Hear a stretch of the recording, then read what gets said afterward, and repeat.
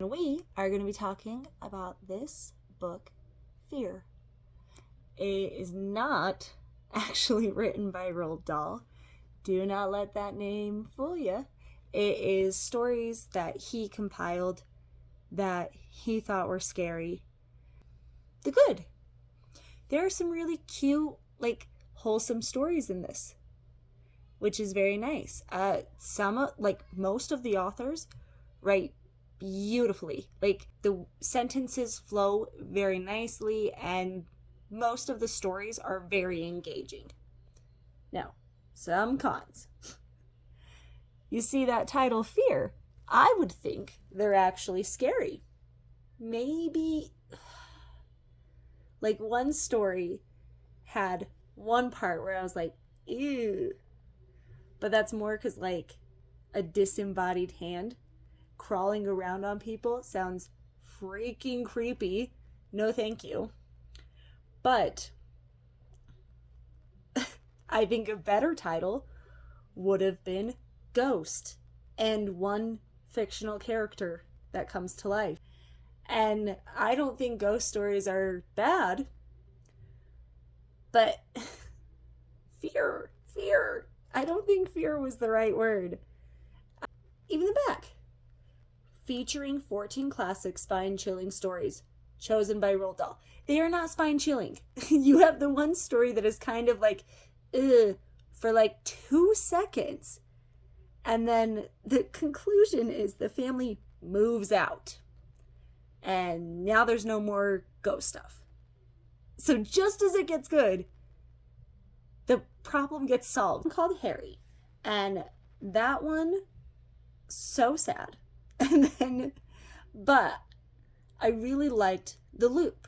So the beginning is the ending, in a sense. So Harry starts out promptly with, I am scared of white roses, redheaded children, and something else. I'm paraphrasing a bit, but then it concludes with that after it gives you all the backstory as to why. And I thought that was fun. That was a clever way of doing a loop story. Ghost of a Hand, that's the one that's slightly scary. And then, honestly, the last, oh my goodness. The last 4, well, no. So sorry. On the Brighton Road, that is just a fun, quick little story where you're like, oh, what a twist. But then the last 2 and The Sweeper, which is the one after The Ghost of a Hand, they are so boring. Oh my goodness. And afterward, oh my god. Oh my god. That one took so much willpower to push through because it is so boring. And you would think it wouldn't be, because it's all about encountering a ghost and the ghost steals this guy away. But it's so boring. So boring. And I just wish that maybe some of the stories had been a little more spine chilling, as they said. Or just not every single story is a ghost. I'm sorry, ghost can be scary, but it's not scary just because it's a ghost. So, Roald Dahl, I was a little disappointed. I really thought that there would be some scary stories, and I was bummed. And I know I kind of have a high tolerance for what's scary, but come on. I just, you market this as scary stories, and then some of them are just such sweet interactions from Ghost. That's not even, that was just sweet. That was wholesome. And I'm not looking for wholesome when I pick a horror book. I am looking for disgusting, scary, or just ah.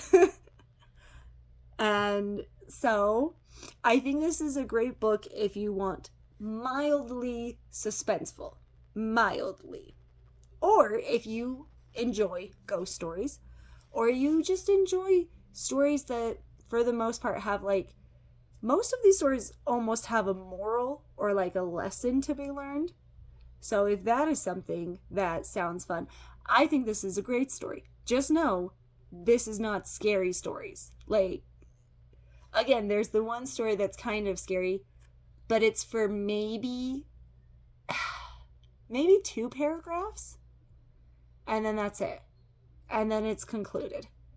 So if you're wanting scary, I would not recommend this. If you're just wanting something that's entertaining and it's a good read and the authors write really well, great book.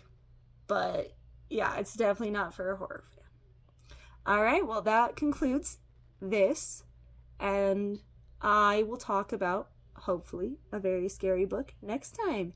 Thank you.